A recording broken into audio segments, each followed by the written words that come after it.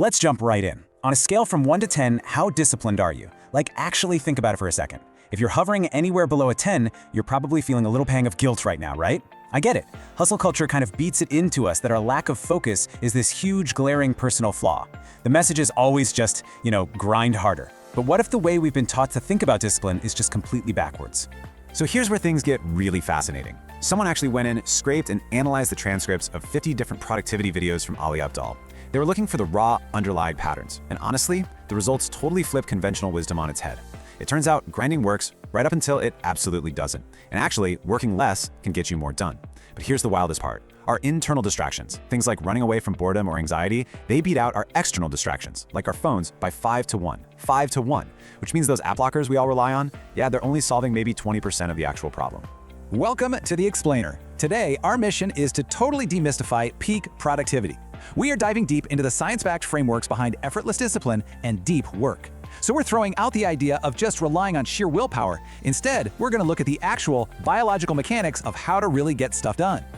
Here is our roadmap for today. First, we'll look at the productivity trap. Then we'll break down the procrastination equation. After that, we'll compare shallow versus deep work, outline a real deep work system, and wrap things up with mindset shifts that work. All right, section 1, the productivity trap. Okay, so the absolute most crucial point here is how we actually define our failures to act. Dr. Peter Steele, who is literally one of the world's top researchers on motivation, points out that procrastination is not a moral feeling. It's really an irrational delay. As his quote perfectly nails it, we voluntarily put off tasks even though we know definitively that we're acting against our own best interests.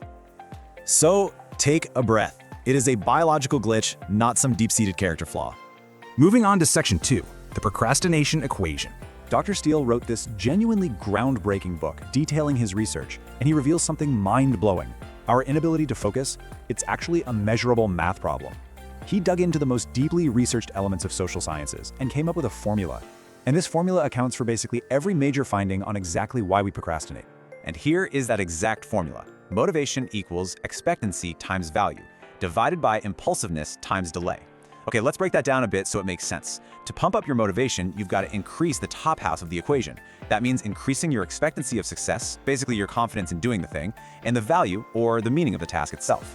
But at the exact same time, you have to shrink the bottom half. You've got to decrease your impulsiveness, that itch for immediate gratification, and the delay of the reward, which is just how far off the deadline is. Because if that bottom half gets too high, it will absolutely shred your motivation, no question. So what do you think is the #1 thing that throws this whole equation out of whack? It's being too tired. Seriously, if you're getting less than 8 hours of sleep, you're massively lowering your cognitive performance. A lack of sleep directly spikes your impulsiveness. It makes literally every single task feel infinitely more difficult, which just completely ruins that procrastination equation we just talked about. And hey, speaking of dialing back impulsiveness, listen to this staggering statistic from Dr. Steele's research. If you just go into your email program right now and turn off all the audio alerts and pop-ups, you will drop your impulsiveness enough to make yourself about 10% more efficient. Put that into perspective. Over the course of a year, that translates to an entire extra month of productivity. An extra month! Just by turning off the ding. Crazy, right? All right, section 3, shallow versus deep work.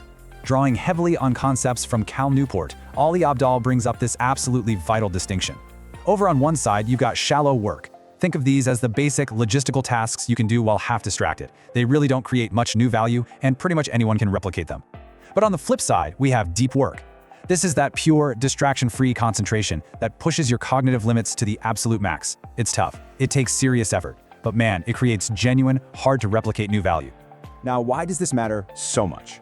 It all comes down to what Abdaal calls the freedom path. When you do deep work, you're using your brain to forge entirely new value out of raw information.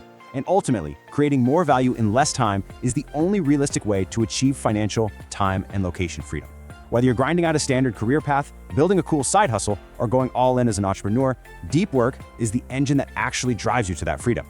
Which brings us to section 4, the deep work system. Ali Abdaal actually evolved a super practical 4-step system to implement this. Step 1, you literally have to schedule it into your calendar, or I promise you, it just won't happen. Step 2, take 5 minutes to align and organize. Set a crystal clear goal for the session, grab your water or your coffee so you have 0 excuses to get up. Step 3 is the actual focus block itself, usually around 50 minutes. And finally, step 4, spend 5 minutes to reflect and recharge. Just quickly log how the session went. Let's bounce back to step 1 for a second, scheduling. According to Cal Newport, you've basically got 4 ways to do this. You could go monastic, which means completely isolating yourself for weeks, but let's be real, that's not exactly realistic for most of us. Then there's bimodal, which is dedicating specific full days entirely to deep work. Journalistic means squeezing intense focus into unpredictable gaps in your day, which is awesome if your schedule is just total chaos. But the sweet spot for a lot of people, including Sajid Abdal, that's the rhythmic method. It's about building a predictable daily habit. Think of it like fiercely protecting the first 4 hours of every single day just for deep work. But here's a crucial caveat. 4 hours is actually the cognitive upper limit for deep work focus each day.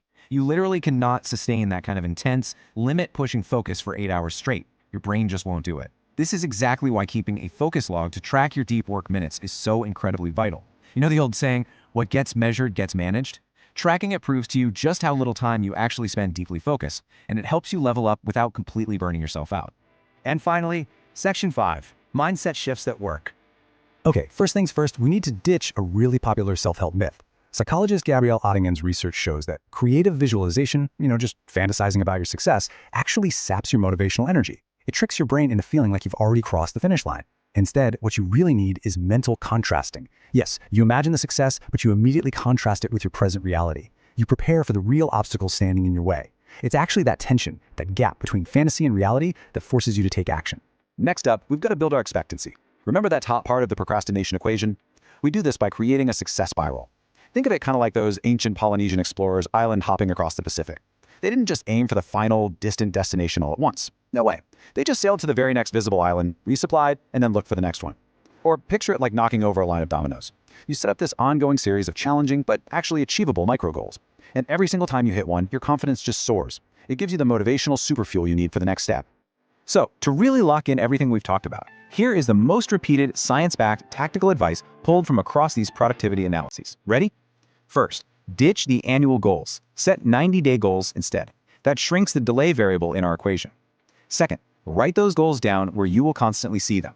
Third, break your big, daunting tasks into much smaller, trackable dominoes to build that success spiral. And fourth, this is the big one. Start before you feel ready. Because clarity, it comes from doing, not from consuming. Which leaves us with one final thought to close out today's explainer. You've got the equation, you know exactly how to block out distractions, and you have a solid framework for deep work. So here's the question. What is the very first domino you need to knock over today? Seriously, don't worry about the whole board. Just find that first small task, block out all the noise, and knock it down. Thanks for joining me on this explainer, and I'll see you